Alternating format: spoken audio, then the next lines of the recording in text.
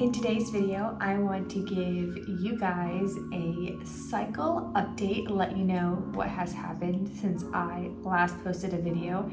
And I also plan to take some tests, so a ovulation test and a pregnancy test.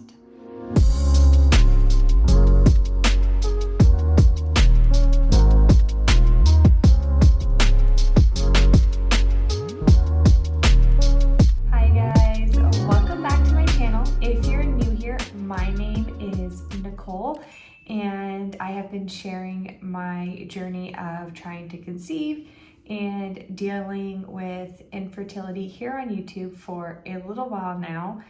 And if you have not been following my channel for very long, you might not know this, but I was diagnosed with anovulation, which basically means that I don't necessarily ovulate every cycle. And from what my experience has been and talking with my doctor, I think that I ovulate very infrequently or rarely.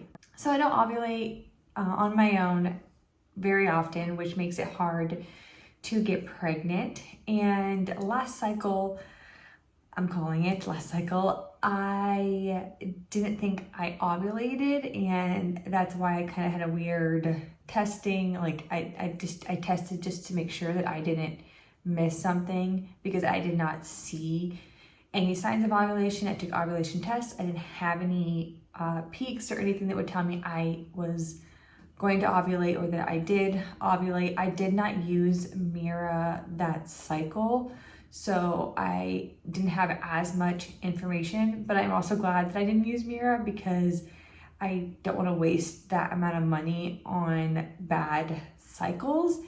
And I'm kind of concerned that I'm going into another bad cycle, or my body is just trying to maybe get used to the new supplements that I'm taking, because a little while after I posted that last video of taking a pregnancy test, I started to spot. And when I say spot, it was very, very, very, very light. Like I don't even think I even needed to wear a panty liner. It was so light, and it's went on for a few days until I had what I'm going to count as a period. It was the most bizarre thing that I've ever experienced, and I started this video by telling you guys that I've been diagnosed with anovulation, so I'm used to having weird cycles and weird periods, but I had just one day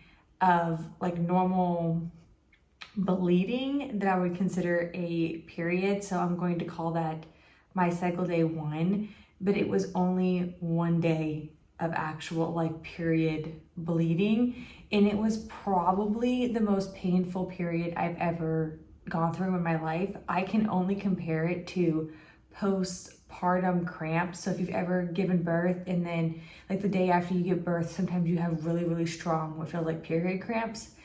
It was horrible, and it went on the whole day. Like I could not do anything. I felt miserable. I like lounged around. At one point I was literally in the fetal position on the floor, like could not get up because I was in so much pain. And I'm not the kind of person that takes pain medication or anything like that, but that day I had to take stuff because I couldn't bear it. But after that one day of bleeding, I went back to spotting very light again, which is what I would consider not normal for a period, is to spot and then have one day of bleeding and then spot again. But because of that, I am going to just say that is the start of a new cycle, because I don't want to continue the last cycle days forever and like kind of have a hard time of like calculating onto a new cycle. It could be because I didn't ovulate, and sometimes you can have like a breakthrough bleeding when you don't ovulate. And I've experienced weird mid-cycle bleeding is what my doctor referred to it as, and she said, you know, if you're not having a consistent flow, then you can't really consider it a period. And sometimes when you don't ovulate, your body will try to basically let go of that lining because your hormone levels aren't staying where they're supposed to, and that fluctuation of your hormones can cause your body to think that it needs to, you know, start a period, but then your hormones start back up again because your body's trying to ovulate again, and it can just mess up your system. So I think that that is kind of what has been going on. Now, the day I had that bleeding was April 27th. So if I count that as cycle day 1, then that means today I'm on cycle day 11. To me, cycle day 11 doesn't really mean a whole lot, in the sense of my cycles tend to be very long cycles. I tend to ovulate more around that 19 to 23 day range. If I do ovulate, it's that far into my cycle. But because I had all these weird things happen last cycle, and then I didn't really have a traditional period, I think that there's a chance that I could be ovulating sooner. And it's kind of a hard thing when you try to count your cycle days when you don't have a real cycle, because if I say, yes, I'm cycle day 11, or I could say I'm cycle day, like, I think I would be like 40 something, maybe almost 50, if I don't count that day that I had that bleeding. It can kind of get confusing when you're thinking about when you should start testing again. And I think that's why, if you have irregular cycles, it's so important to pay attention to your body. And starting yesterday, I started to notice a lot of cervical mucus that is looking pretty favorably, wow, if I can say that word. It's looking pretty good when it comes to being fertile. I wouldn't say it's 100% fertile yet, but I want to start testing, that way I don't miss it. I also feel like it's necessary for me to take a pregnancy test just to make sure there's not something else going on in there, because I had that really weird thing happen and then I didn't have another period. Like, I was kind of expecting that I was gonna have that bleeding happen, and then it kind of like started spotting, and I thought I was gonna start bleeding again. And when that didn't happen, it kind of made me a little unsure of what's going on. I thought about testing sooner just to like give myself the peace of mind that there's not an issue going on, but I also want to be able to share these things with you guys. So we're here today. I'm gonna figure out if there's a chance I could be ovulating, or if there might be some type of pregnancy hormones in me. I'm always so concerned about having an unhealthy pregnancy or an unviable pregnancy, since my experience in the past of having a miscarriage. And I'm really sorry, guys, but it is storming outside, so the lighting might get really weird. And now it's raining, it's supposed to hail, and I think tomorrow we're gonna be like in a tornado watch or something, I don't know. But the lighting and sound might be weird in this video. I apologize. But I need to take these tests for my peace of mind, and maybe I'm hoping that I'm just headed towards ovulation, and I am just using Easy at Home for this cycle because I don't want to waste anything else. And then my plan is next cycle, if I don't end up pregnant this cycle, I will take Mira again. So I'm gonna order some more Mira. I have some left, but not enough for a whole cycle. And then Easy at Home. And then I might try another way of tracking ovulation if you guys have a recommendation or something you want me to try. Because come June-ish, let's say if I have a new cycle come June, I will have been taking my supplements for 60 days.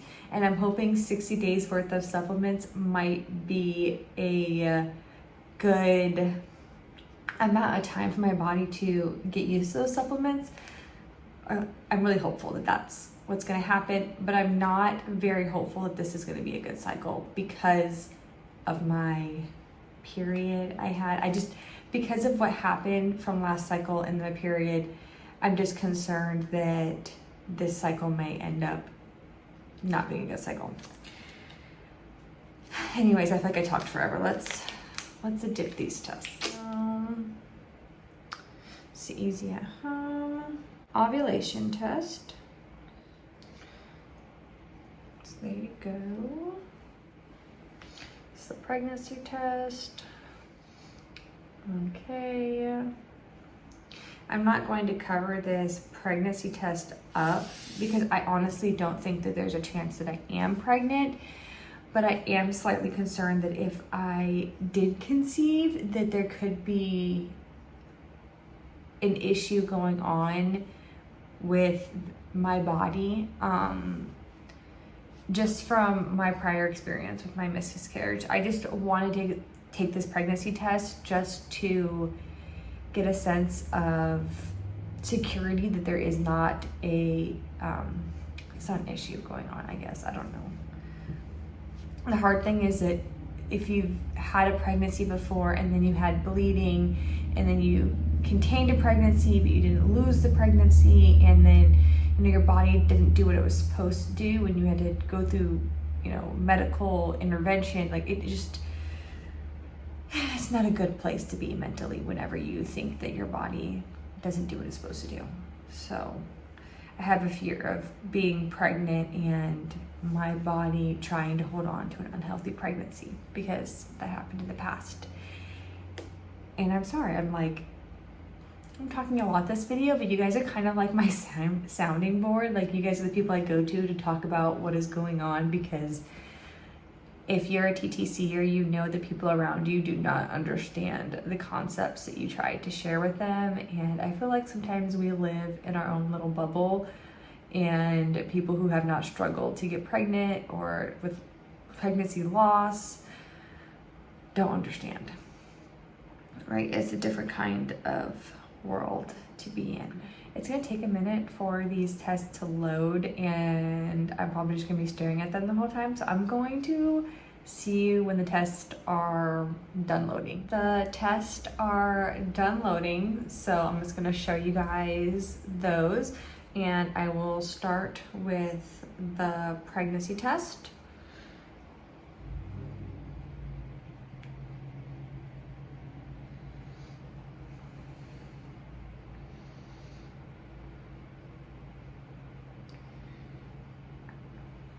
Yeah, it looks blank.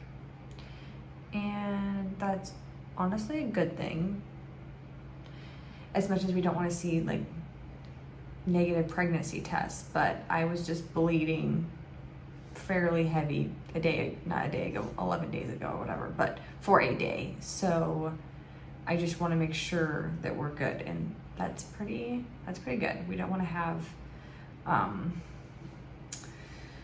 any issues in there. And then this is the LH test, or the ovulation test.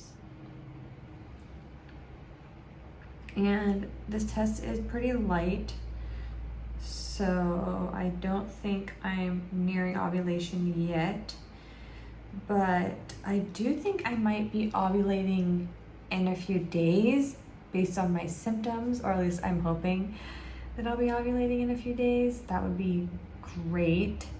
But cycle day 11 positive ovulation tests are not something I'm used to, so I'm not like defeated by not having a positive ovulation test yet. I do think I will keep testing for ovulation, and then if you guys are interested, I'll put all of my ovulation testing into a video, and then you'll know when I ovulated, so you'll be prepared for pregnancy test videos when they come. I did record a lot of ovulation tests the last cycle, but then I ended up not sharing them because I never had a positive test, and I thought that would be kind of silly. But hopefully this cycle I do ovulate, and then I get to share my ovulation tests with you guys. If that's something you would like to watch, then subscribe so you don't miss that video when it comes out. But I will see you guys in probably a week. I don't know how long it'll take me to ovulate, but the sooner I ovulate, the sooner you guys will get another video. Also, for all the people who are like, what supplements are you taking? Are you taking supplements and all that good stuff? This is my video talking about my supplements that I'm taking. And I also did a whole video about supplements you might want to take too. So these are my supplement videos for you guys if you want to know about supplements and my supplements. All right, bye.